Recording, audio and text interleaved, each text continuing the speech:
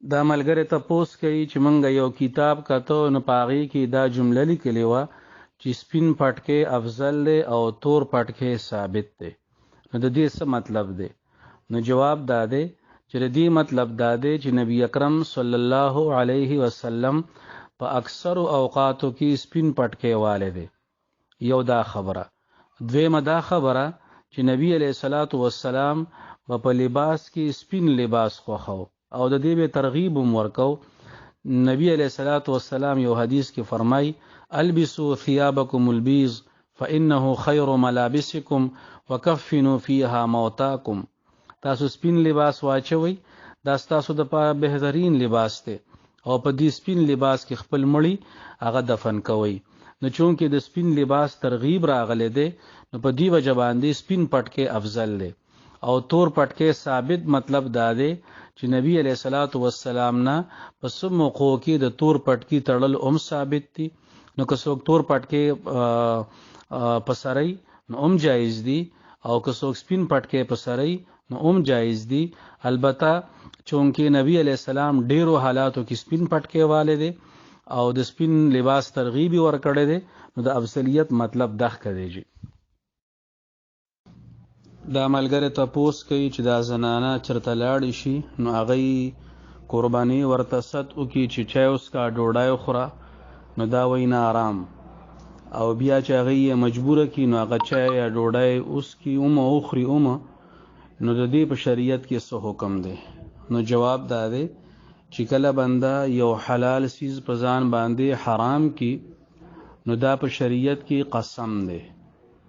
نو کچری هغه سیز د ځان باندې د حرام کولو نه پس او خوړو یا ویس کو نو دا داسې شو لکه دی قسم خوړلی او قسم مات کو نو په دی باندې به د قسم یو کفاره راځي. دا ملګری تپوس کوي چې یو کس د جمعې پر ورځ باندې لیټ جمعه تراغه خطبه و نه ریدا صرف موز لره ورسید او امامتای سره مونږ کو نو دا مونږ او شو او کو نشو. نو جواب دا دی چې مونږ او شو دا د جمعې موز چې کوم د کړه دی دغه موز شوی دی، خو لیکن چې کوم د جمعې فضیلت او ثواب ان هغه دته هغه عمر نه دی حاصل څومره چې هغه ملګرو ته او هغه حاضرینو ته حاصل شو کوم چې خطبه اوریدي ده. نو د خطبه اوریدل مستقل عبادت ته هغه دغه خپل یو اجر او ثواب دی، نو هغه دغه ثواب نه محروم شوی دی، صرف د موس ثواب ورته شوی دی. د جمعې هغه چې کوم فضیلت د خطبه و غیره د اوریدو د داغې نه دی محروم دی. دا ملګری تپوس کوي چې یو کس ته د نوکرای ضرورت ته بل کس ورته وایي چې ته به مال لاک روپۍ راکې نو زه به تاله نوکري وګورم. نو دی وایي چې دا معامله جایز ده او که ناجایز ده؟ نو جواب دا دی چې دا میس کې چې کم کس دله نوکري ګوري نو داسې ښکاري چې دا د ایجنټای والا کاروبار دی، یعنی دی گویا کې دی ځای کې کمیشن ایجنټ جوړیږي او دی به مخکې محنت کوي، کوشش به کوي، منډه ترړه به وایي، چاته به سفارش کوي، چاته به وینا کوي. نو که چرې دی په جایز طریقو باندې دله دا نوکري ګوري نو بیا د لپاره دا پیسې اخیستل جایز دي، ځکه چې نوکري کول هم جایز دي، اپله دغه کوشش هم جایز دی. خو لیکن که هغه چرته ناجایزه ذرایع اختیاري نو بیا په ناجایزه ذرایع او اختیارولو باندې کمیشن ورکول جایز نه دي، نو بیا ولا پیسې ورکول به جایز ني. او که هغه جایز لارې جوړی نو په هغې باندې دا کمیشن اخیستل جایز دي، ځکه چې کمیشن هم متعین دی، کار هم واضح دی او د کمیشن مقدار هم معلوم دی، نو په دې کې څه حرج نشته. دا ملګری تپوس کوي چې یو کس یو مسجد کې فرض موز وکړ او هغه لاړ د سنتو یا د نور موز دپاره بل جومات ته او هلته جمع ولاړه وه، نو دی به اوس څه کوي؟ دا خپل بقیه موز به کوي او که نه د دغې جمع د کېدو انتظار به کوي؟ نو جواب دا دی که چېرې دی خپل موز پوره کوي او اپله جمع ولاړه وي نو اگر چې په دې کې څه حرج نشته، ځکه چې د فرض موز کړی دی نو د باندې دغه جمع کې شریک کېدل لازم نه دي. خو دې ځای کې یو انتظامی مسله ده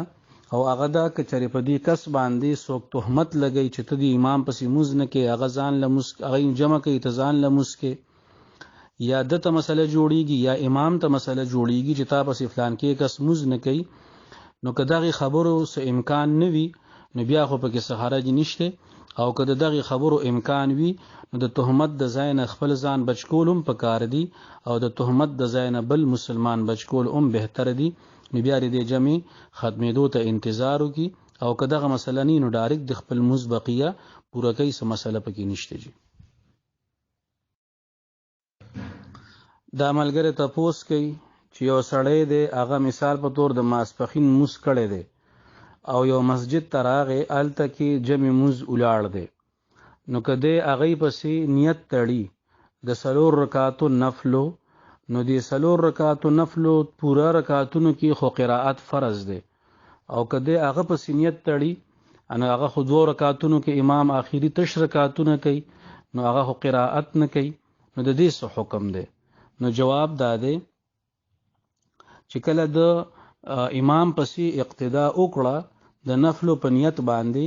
نو بیا په د باندې هیڅ قسمه قرائت نشته، نه په د باندې قرائت فرض پاتې شو نه نفل پاتې شو. اوس که امام قرائت هر څنګه چې کوي نو د نفل ورپسې ټیک دي. دا هر رکعت کې قرائت فرض کېدل دا د نفل کوونکي د ځان لا یوازې موز حکم دی، چې کله د امام پسې اقتدا کوي نو بیا به دغه خبره نه ویږي. دا ملګری تپوس کوي چې یو کس موبایلو دکان دی خو موبایل پکې نشته،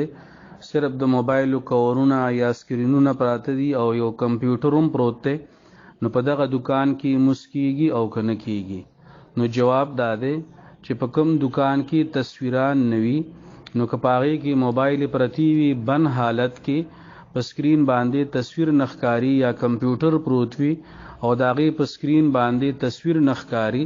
نو په دغه کمره کې یا په دغه دکان کې موس کول جایز دي. دا جدا خبره ده چې د موس دپاره بهترین ځای او د ټولو نه افضل ځای هغه ځای دی چې کوم ځای کې اذان کیږي، یعنی مسجد کې موس کول پکار دي. البته د ضرورت په وخت کې په دغه ځای کې موس کولو کې څه حرج نشته جي. دا ملګری تپوس کوي چې زمونږ یو پراجیکټ دی قانوني،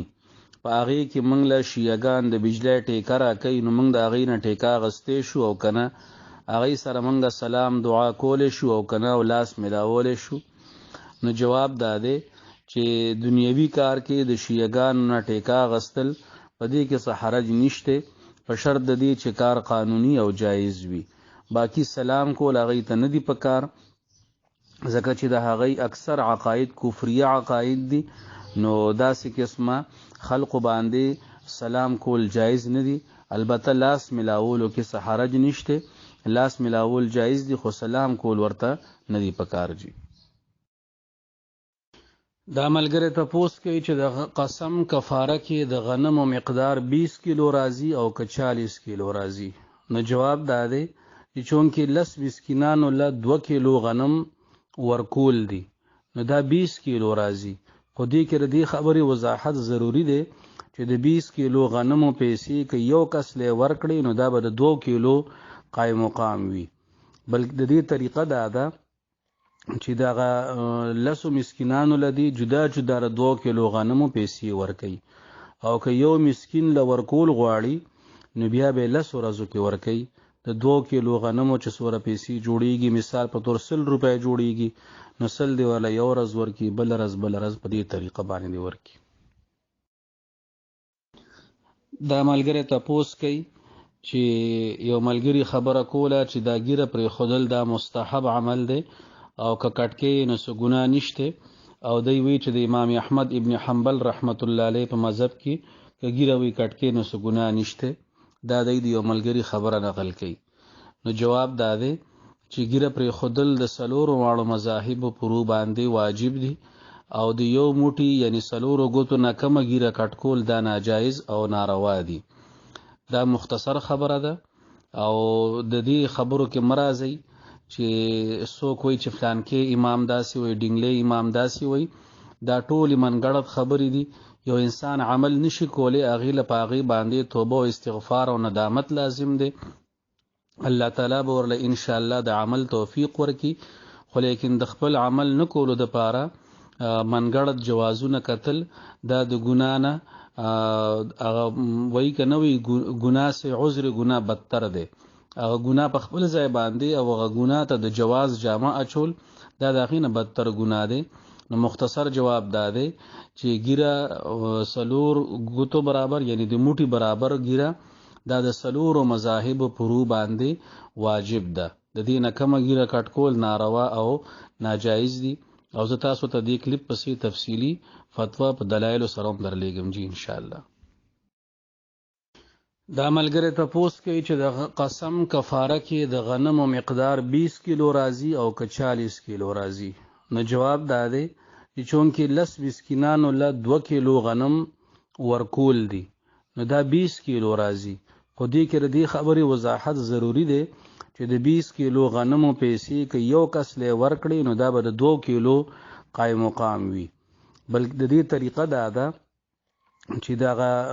10 مسکینانو لدی جدا جدا 2 کیلو غنمو پیسې ورکړي او که یو مسکین له ورکول غواړي نو بیا به 10 ورځو کې ورکړي. د 2 کیلو غنمو چې څوره پیسې جوړیږي مثال په تور 100 روپۍ جوړیږي نو 100 دی ولا یو ورځ ورکړي بل ورځ په دې طریقه باندې ورکړي. دا ملګری تپوس کوي چې د غصب والا ځمکه کې موس کول څنګه دي او که مالک اجازت ورکړي یو کس ته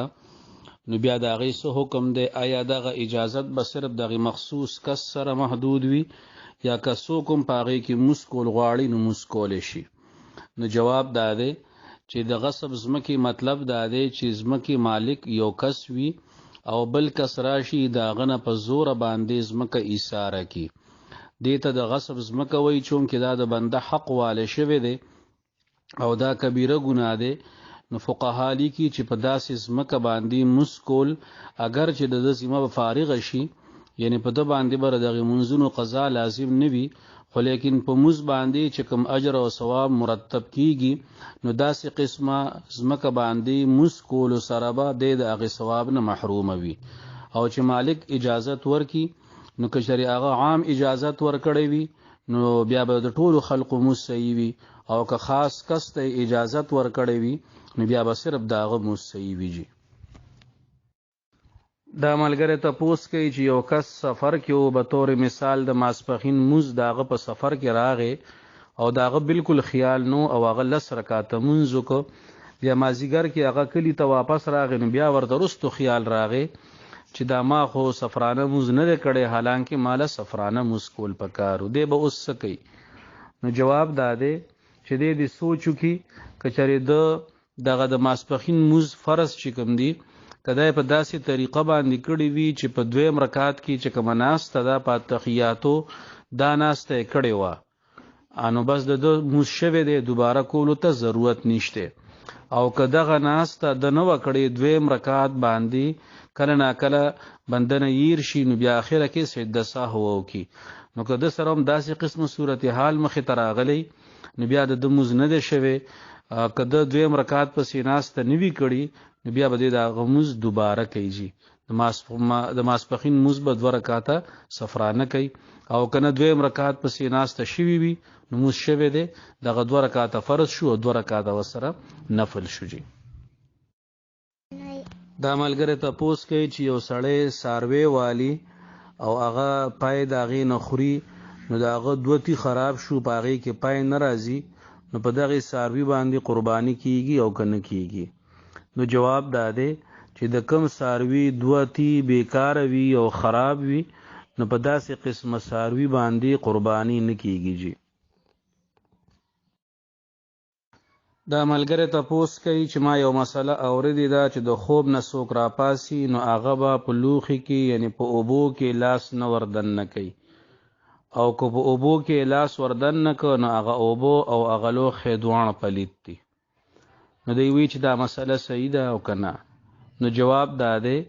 چې خوب حالت کې چونکې پته انسان ته نه لګي چې د هغه لاس کم ځای سره ټچ شوی دی هغه کم ځای ګرولې وغیره دی نو د دې خبرې قوي احتمال شته چې د هغه په لاس باندې پلیتی لګېدلې وي نو په دې وجه باندې د دې خبرې ممانعت دی.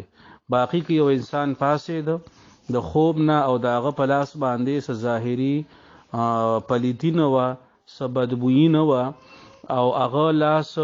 یو لوخي کې وردن نه کو نه هغه وبوم نه پلیتیږي او هغه لوخه نه پلیتیږي جی دا ملګری تپوس کوي چې دوه رونه دي او شپږ خويندې دي نو دا دوه رونه چې د شپږو خويندو له عیسی ورکي نو یو ورور به دریو خويندو له ورکي او بل ورور به دریو خويندو له عیسی ورکي او کنه یو ورور به شپږو مانو خويندو له عیسی ورکي نو جواب دا دی چې د جواب د اسانتیا د لپاره مونږ دا فرض کو چې کل ترکه هغه 30 تا 13 شي دي نو دې کې دوه رونه دي او شپږ خويندې دي نو چې تقسیم کې نو یو ورور ته شپږی سي رسی او خور ته 3 سي رسی اوس چې دا رونو دا خپل عیسی مخترکا په دوه تقسیم کړه یو 15 یو ورور واغسته 15 بل ورور واغسته نو د دې مطلب دا شو چې دی یو ورور سره نه عیسی دا د خويندو رسی نو اوس د دې خوخه ده کشپګو مانو خويندو له عیسی ورکی نو لګه به ورکی او کدریو خويندو له یو ورکی نو یو خور له بدری سی ورکی بل له بدری سی ورکی نو حساب یو شانتی راځي کشپګو مانو له ورکی نو یو نیمه حساب ورکی او کدریو خويندو له یو ورور ورکی ناغي له بدری سی ورکی بل ورور بدریو خويندو له 3 سی ورکی نو کشپګو مانو له ورکی کدریو وانو له ورکی نو حساب یو شانتی راځي ک ډیرو له ورکی نو کمی سی به ورکی یو ورور نو بل ورور به هم کمی سی ورکی او کنه خويندې تقسیمي یو ورور به دریو خويندو له چی سور کې نو ډیره به ورکی د یوې په نسبت باندې نو حساب یو شانتی راځي چې څنګه ورته اسانه هغه شان دي دیوږي دا ملګری تپوس کوي چې یو ساروی دی او د هغې بچې مړ شو نو د هغې په وجه هغه پای نه راکوزي نو ټیکه ورله ووایي نو د هغې په وجه پای راکوز کی نو د دغې پایو استعمال جایز دی او که ناجایز دی نو جواب دا دی چې د دغې پایو استعمال جایز دی د ټیکي په وجه باندې چې کوم پای راکوزیږي نو د پایو کې څه حرمت یا څه خرابوالی یا څه نقصان نه راځي دا ملګری تپوس کوي چې د عقیقه سنت ته دویم تپوس دا کوي چې چېرې د یو کس زوی شوی وي او هغه د 2 پیسکورو وس نه وي نو یو حلالولی شي او که نه او دریم تپوس دا کوي چې په کومه رز باندې مرض وي نو په دغه رز باندې حلاله ضروري ده او که نه مخکې رز باندې حلاله کولی شي نو لومبنی جواب دا دی چې عقیقه دا مستحب ده او دویمه خبره دا ده چې د چا وس نه وي نو په هغه باندې عقیقه اړوشته نه او که د چا د 2 وس نه وي نو یو حلالول جایز دي او دریمه خبره دا ده چې په مرض باندې حلاله ضروری ده د هغې نه مخکې رز باندې حلاله کول ده د عقیقې دپاره به نه ادا کیږي ځکه چې په عقیقه کې ضروری شی هغه وینه تویول دي دعوت کول دا پکې ضروری نه دي چې یو سړی د عقیقې پیسکورې حلال کی او خپل کور ځان لکی دی خوري نو هیڅ مسله نشته د عقیقې او د قربانۍ مسله یو شانته ده څنګه چې په قربانۍ کې وینه تویول ضروری دي د ښکارنګي په عقیقه کې وینه تویول ضروری دي نو د دې پروګرام په اتم مرز باندې کې یک دینو کې دي حلاله دي په و مرز باندې ضروری دي دا ملګری تپوس کوي چې یو کس په نی خانه کې موس کوي او هغه ته مخامخ شیشه لګېدلې ده او په هغې کې هغه ته خپل ځان ښکاري یا په کور کې زنانه موس کوي او مخامخ شیشه کې ورته خپل ځان ښکاري نو دا موس کیږي او که نه کیږي نو جواب دا دی چې داسې قسمه موس کول مکروه دي موس که کوي نو وبشي خو لیکن په ثواب کې به کمی وي او داسې حالاتو کې چې کله بنده ته مخامخ شیشه لګولې وي نو موس نی کول پکار بل ځای کې موس کول پکار دي دا ملګری تپوس کوي چې یو کس وفات شو نو بل یو ورور دی د هغه یا پلار دی یا زوی دی وغیره نو هغه دا نیت وکړه چې زه به همیشه دپاره ماښام د دپاره نفل کوم نو دی وایي که هغه چېرته پاتې شو د عذر په وجه باندې یا د سفر په وجه باندې نو د دې به ګناهګار وي او که به نه وي نو جواب دا دی چې لومبنی خبره خدا ذهن کې کېدی چې د مړي دپاره نوافل کول دا جایز دي خو لیکن چې کوم فرض عبادت ته واجب عبادت ته سنت عبادت ته نو دا په بنده باندې په خپل کول لازم دي نو په دې کې د بل چا د ثواب د پاره نیت نشي کولی. یو سړی د ماښام مونځ کوي او فرض کوي او هغه دا وایي چې دا زه د دې ثواب زه فلانکي ته بخم، نو دا جایز نه دي، ځکه دا د په خپله باندې ذمه داري ده. البته چې کله دی فرض او سنت وکړي نو د هغې نه پس نفل د ده په اختیار کې دي، که کوي نو ودي کوي او که نه کوي نو نه دی کوي. نو په دې کې اوس مړي ته د ایصال ثواب والا نیت کولی شي. نو یو خبره خدا چې د ایصال ثواب دا نیت دا په فرایض او واجبات او سنتو کې نشته، دا په نوافلو کې دی. نمبر دویم دا چې دا کم تپوس تاسو کړی دی نو دغه کس یو اراده کړی ده او الله تعالی دې ورله توفیق ورکړي، خو که چېرې پاتې شو نو په ده باندې څه ګناه نشته. چې کله ورته موقع نو کوشش دې کوي چې د خپلو مړو دپاره څه نوافل وغیره وشي، خو که پاتې شي نو په دې کې څه ګناه نشته. جي دا ملګری تپوس کوي چې نن سبا د دوایانو بعضې کمپنۍ دي، نو هغوی خپل دکاندار یعنی ګاهک ته ووایي چې تاسو موږ له ایډوانس قیمت راولیږئ، 15 لکه روپۍ راولیږئ، 6 لکه روپۍ راولیږئ، 10 لکه روپۍ راولیږئ، نو چې تاسو زموږ نه څومره سودا کوئ نو موږ به تاسو له په هغې کې رعایت کوو. نو دی دا تپوس کوي چې مثال په طور باندې یو کس ورله پیسې نه ورکوي ایډوانس، نو هغه له په 60 روپۍ بوتل دی نه هغه ورله په 60 ورکوي، او چې څوک ورله ایډوانس پیسې ورکي نو هغه له دغه 60 روپو والا بوتل دا په 50 روپۍ ورکوي. نو دی وایي چې دا صورتحال جایز دی او که ناجایز دی؟ نو جواب دا دی چې دا پیسې اصل کې قرض نه دي، بلکې دا د خپلو دوایانو او د خپلو مصنوعات چې دی کم اخلي نو د هغې ایډوانس قیمت دی. نو اوس چې ایډوانس قیمت ورکړه نو د دکاندار خوښه ده چې دته ارزان لګوي، نو په دې کې څه مسله نشته. جي دا په سود کې نه راځي. په سود کې به دا هغه وخت کې راتلل چې کله دا پیسې قرض وي او بیا دته په دې باندې فایده ملاوي دی، نو هغه به سود کې راځي، خو لیکن دا پیسې به طور قرض نه دي، دا ایډوانس قیمت په طور باندې ورکولی شي. نو بیا د دکاندار خوښه ده څنګه چې په نغدو باندې یو شی په کم قیمت خرڅولی شي، په ګران او په ادار باندې په ګران قیمت خرڅولی شي، نو د دې دواړو یو بل سره په دې باندې چې کم باندې اتفاق راغی نو هغه ریټ لګول صحیح دی. جي دا ملګری تپوس کوي چې یو سړی د جنازې په ړومبي تکبیر کې ثنا ووایي نو دویم تکبیر کې هغه سوره فاتحه ووایي، نو دا سوره فاتحه ویل جایز دي او که ناجایز دي؟ نو جواب دا دی چې د امام ابو حنیفه رحمت الله علیه د مسلک مطابق په ړومبي تکبیر کې ثنا ویل دي، په دویم تکبیر کې سوره فاتحه ویل دي او دریم تکبیر کې دعا ویل دي. که چېرې څوک سورة فاتحه په دویم تکبیر کې ووایي نو دا سورة فاتحه د دعا په نیت باندې جایز ده، ځکه چې نبی اکرم صلی الله علیه وسلم احادیثو کې فرمایلی دي چې تاسو جنازه کې خالص د مړي دپاره دعا کوئ. نو دا سورة فاتحه دا ثنا عمده او دا دعا عمده، نو که د دعا په نیت باندې ووایي نو جایز د ویل، څه ګناه پکې نشته. البته د دې په ځای باندې درود شریف ویل ډیر بهتر دی. نبی علیه الصلاۃ والسلام یو پیرنیم دعا د سوره فاتحه ویلې ده، نو د جواز نه انکار نشته، خو لیکن درود شریف ویل دا بهتر دی.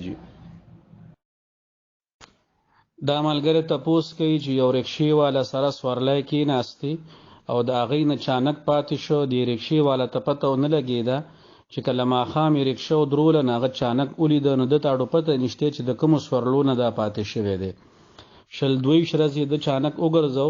خو نه چا تپوس وکړه نه یې څه پته ولګېده. نو دی تپوس کوي چې دې سره موږ څه وکړو؟ نو جواب دا دی چې دا چانک د دی فی الحال سنبال کیدي په کور کې او خبره دی کوي، که چېرې مالک یې میلاو شه نو هغې له به ورکي، او که مالک میلاو نشه او د دی یقین خاص شي چې اوس د دې مالک نه پیدا کیږي، نو بیا د دی وګوري که په خپله باندې د زکات مستحق وي نو ځان له دې استعمال کی، او که د زکات مستحق په خپله باندې نه وي نو بیا د داسې کس له ورکي چې هغه د زکات مستحق وي، او د بل چا له ورکولو په وخت کې دا نیت وکړي چې دا زه د اصل مالک د طرف نه صدقه کوم. جي دا ملګری تپوس کوي چې د پیر او د زیارت د ورځې روژه نیسل دا سنت عمل کې راځي او که نه راځي؟ نو جواب دا دی چې نبی اکرم صلی الله علیه وسلم با د پیر او د جمعرات د ورځې د روژې نیسلو کوشش کو. سنن ترمذی حدیث نمبر 745 کی فرمائی نبی اکرم صلی الله علیه وسلم به کوشش کو د پیر د ورځې او د جمعرات د ورځې د روژې نیسلو. نو بالکل د دې فضیلت هم ثابت دی په دغه ورځ باندې روژه نیسل دا سنت طریقه ده. جی دا ملګری تپوس کوي چې یو کس په ډیوټای کې دی او هغه د پیر او د زیارت د روژې کوشش کوي، خو لیکن نورو ورځو کې د کوجې په حالت کې چې کوم تلاوت یا ذکر اذکار مقدار باندې کوي، نو د روژې په وجه باندې یا خو هغه تلاوت او ذکر اونشي او یا هغه مقدار کې کمی راشي. نو دی دا تپوس کوي چې څه کول پکار دی؟ دغه خپل ذکر او تلاوت پوره رسول پکار دی او که روژه نیسل پکار دی؟ نو جواب دا دی چې یو اعمال هغه دي چې د هغې دپاره وخت مقرر دی، او دویم قسم اعمال هغه دي چې هغې دپاره څه وخت مقرر نه دی. اوس د پیر او د زیارت روژه ده، نو چونکې نبی اکرم صلی الله علیه وسلم د دې کوشش کړی دی او نبی علیه الصلاۃ والسلام دا روژې نیسلی دي، نو د دې دپاره خدا ټیم مقرر شو، نو په دې وخت کې دا عمل افضل دی. او کچری د دې په وجه باندې تلاوت ذکر کې کمی راځي، نو چې کله ماسخوتن ماښام روژه ماته کې نو ماسخوتن د خپل اعمال پوره کی. د نبی اکرم صلی الله علیه وسلم یو بل روټین اومو چې کله به خپل مقدار د ذکر او د تلاوت وو او چې څه د عذر د وجې نه به هغه پاتې شو، نو په بل ټیم باندې به هغه مقرره و. احادیثو کې باقاعده د ذکر موجود دی چې نبی علیه الصلاۃ والسلام نه د ملمنو د راتلو د وجې نه